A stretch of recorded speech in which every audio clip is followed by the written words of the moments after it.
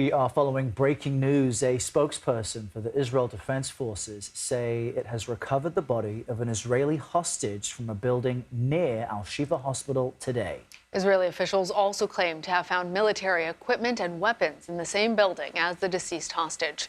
CBS News has not yet independently verified this. CBS News contributor Robert Berger joins us now from Jerusalem. Robert, how significant is the discovery of one of these deceased hostages? Well, it's significant because so far the Israelis have managed to rescue only one of the 240 hostages. And now they found the body of this 65-year-old woman, the Army making this announcement just a short time ago. In or nearby the Shifa hospital, where Israel's major military operation is going on right now. So, I mean, there's still 239 or so hostages that are missing, but still, at least they seem to be on the track of finding maybe where some more of these hostages might be held. So it's a clue. I would call it a clue right now. And as we've said, we're getting this information from the IDF. We've not seen confirmation outside of that entity, but it does speak to the larger picture of Israel saying it needs to go into this hospital because Hamas is using places like it as a ground base for their terrorist operations. What is the next step then? And what does it tell us that they found this body near the hospital? Is Hamas perhaps in a weaker position? And is that why we're getting these reports that they're looking to have a ceasefire for a hostage exchange, I wonder? Well, first of all, the search at the hospital is still going on. The Israeli forces have been in there now for over a day, and the search is going on. So far, we haven't had a smoking gun about the alleged tunnel network, or the headquarters, the command centers of Hamas that the Israeli military and even the Pentagon have been saying are underneath that hospital. But we're hearing from military sources that in the next few days, they are going to reveal some major findings in the hospital. And the finding of the body of this woman also indicates that there was Hamas activity in this area. Now, the problem for Israel is that Hamas, if it was operating in the hospital, as the Israelis say, it was quite a while before the Israeli forces actually went in there. So they probably had time. A lot of the Hamas gunmen and perhaps hostages had time to get away.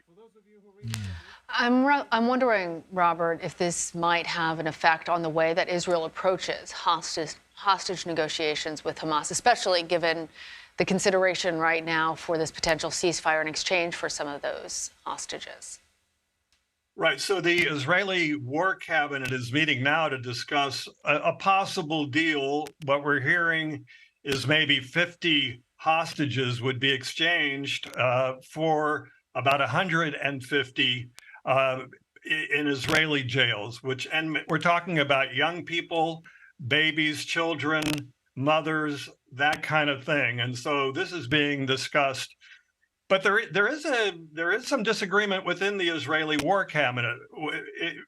One side says put more military pressure on Hamas for a bigger hostage exchange. The other side says let's take the 50 and go from there. Talk to us more about that, Robert, because it speaks to the complexity of what's actually happening on the ground and also the political backdrop from Prime Minister Netanyahu and the pressure he's under.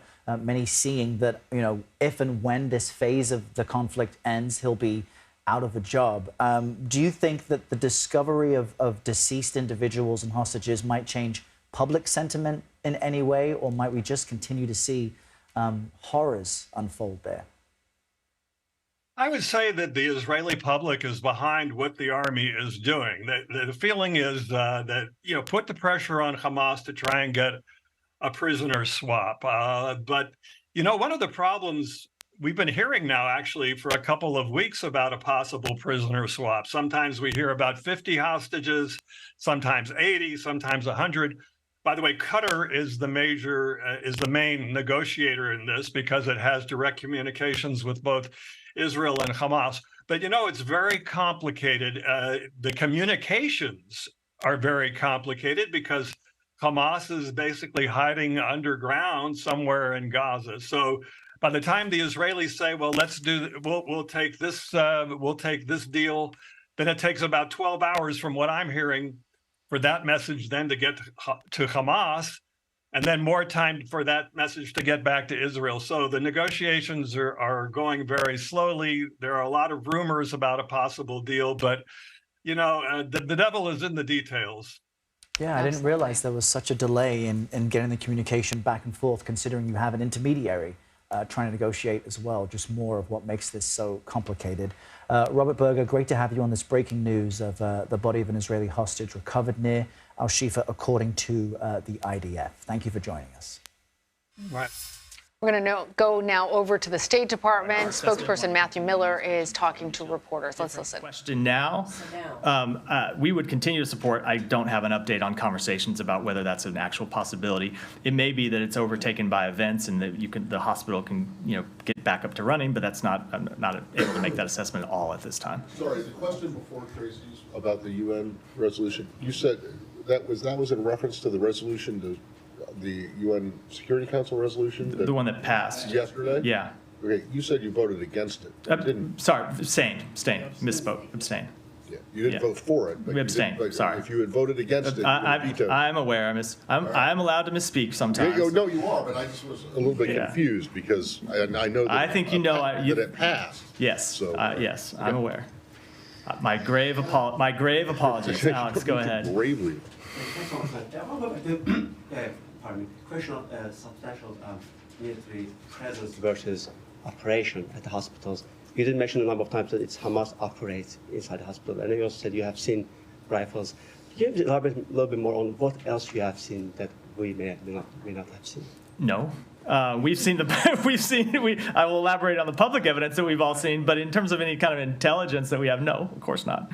But you have seen the presence, not operational. We are confident enough to make the statement we made 2 days ago that Hamas operates tunnels under hospitals and that they operate a command node at Al-Shifa hospital, but I'm not going to get into any other detail about intelligence matters other than that.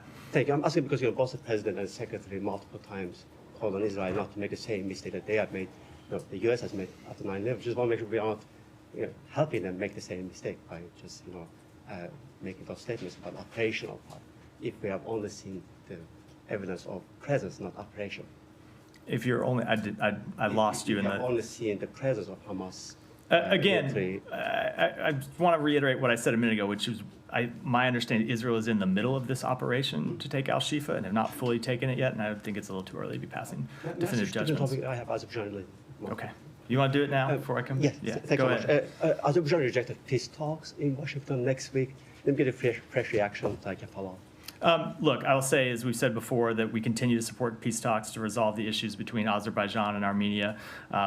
We would encourage the two parties to engage in those talks, whether they are here, whether they are somewhere else, and that'll continue to be our policy.